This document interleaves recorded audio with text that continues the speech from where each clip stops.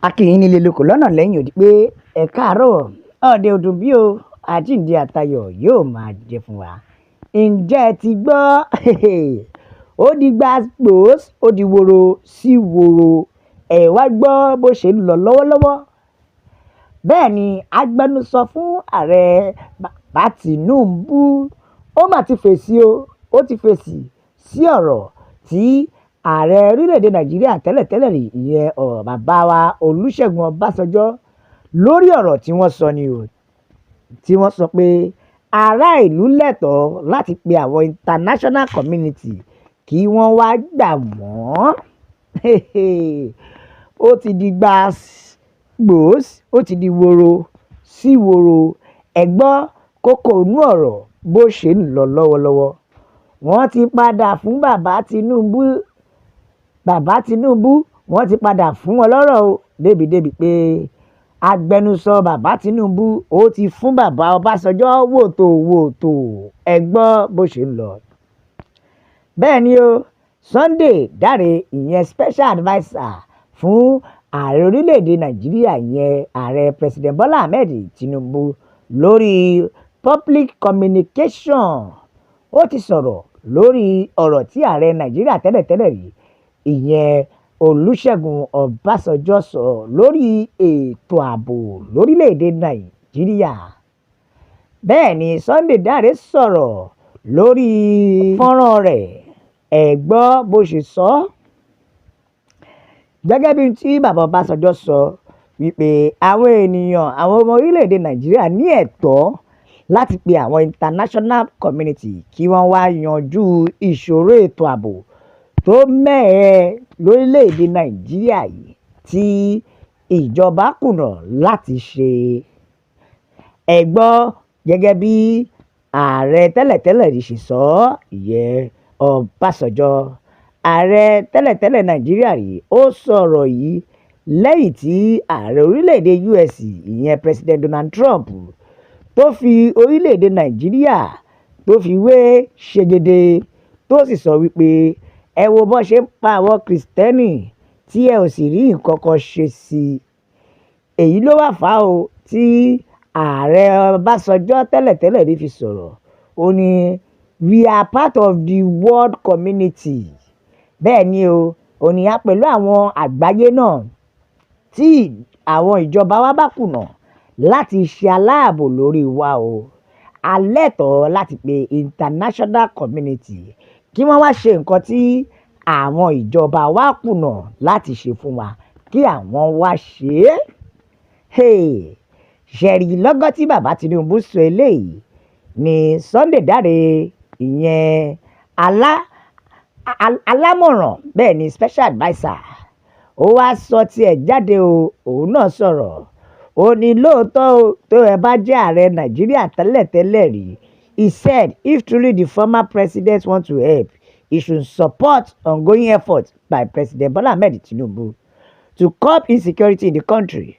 Ó ní tó bá jẹ́ pé ààrẹ Nàìjíríà tẹ́lẹ̀tẹ́lẹ̀ rí nìyí ṣe ló yẹ kẹ́ ṣùgbọ́n ó yẹ kí bàbá Ọbásanjọ́ kí wọ́n ṣalátìlẹ́yìn fún ààrẹ Tinubu láti tako ètò ààbò tó mẹ́hẹ ní orílẹ̀-èdè Nàìjíríà. Bẹ́ẹ̀ ni he said Tinubu is committed to securing the life of Nigeria. Ó ní tí bàbá Tinubu wọ́n ní iṣẹ́ wọn ni pé láti dáàbò bo orílẹ̀-èdè Nàìjíríà. Ẹ gbọ́ bí Sunday Dare náà ṣe sọ̀rọ̀, ó mú kó bàbá Ọbásanjọ́ ni ó ní lóòótọ́ tó bá jẹ́ pé ẹ fẹ́ ràn wá lọ́wọ́ ni if Ọbásanjọ́ wants to help ó ní he should acknowledge the past failure that allow Agbésùmọ̀mí to gain a foothold. Ó lè yẹ kó gbà pé àti ẹ̀yìn àwọn olórí tẹ́lẹ̀ ní kíní yìí ti bàjẹ́ wá.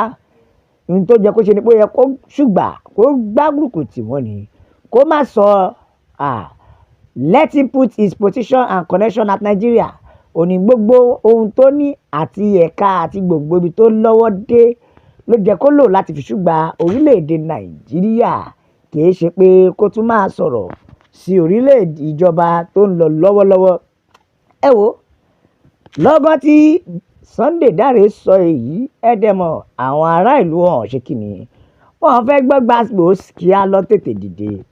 wọ́n ní ní ọ̀nà wo, in what ways Tinubu regime making effort, wọ́n ní Wambi sọ ọ̀nà tí wọ́n ti ń gbìyànjú, ó ní ṣé bí wọ́n ṣe pa wá lórílẹ̀‐èdè Nàìjíríà náà lẹ́ ń gbìyànjú ni, bẹ́ẹ̀ ẹ̀dẹ̀ sọ pádìyẹ làágùn irun ara ẹ̀ ni ò já mọ́.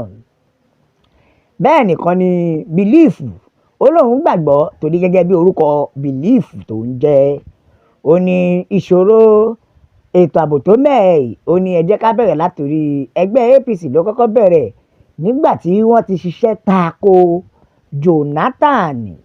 Ṣé ká wá sọ pé ohun ẹ bá gbìn òun lẹ̀ ó kà á? Bẹ́ẹ̀ ni ṣé ká sọ pé ohun tó ṣẹlẹ̀ tẹ́lẹ̀ lẹ́yìn náà wá ń ṣe?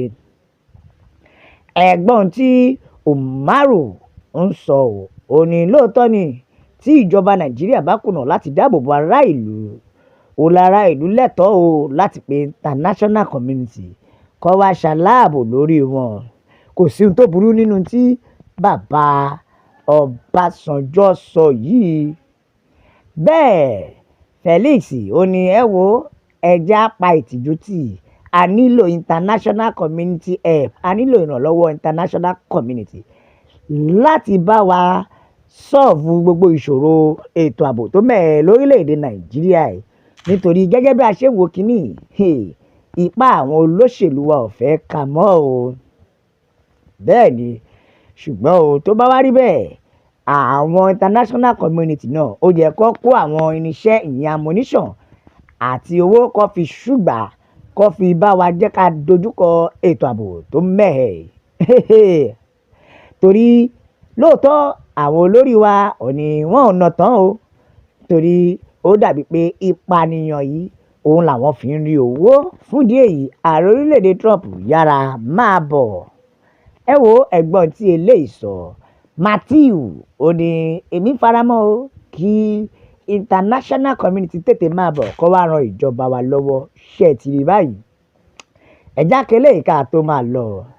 Ọ̀gbẹ́ni ló sọ̀rọ̀, ó ní mo ṣẹ̀ṣẹ̀ rí wípé ntọ́kùnrin sọ ó dàbí pé kò mọ tó sọ tọ́ ni. Wọ́n ní nígbà ayé Ọbásanjọ́ agbésùmọ̀mí wo lẹ gbọ́ pé ó dalẹ̀ rú tó yìí, tó jẹ́ pé wọ́n pa débí báyìí àbẹ̀tẹ̀ gbágbésùmọ̀mí rí. Ó ní ṣùgbọ́n lọ́wọ́ yìí ó dàbí pé ó ti dojúṣe.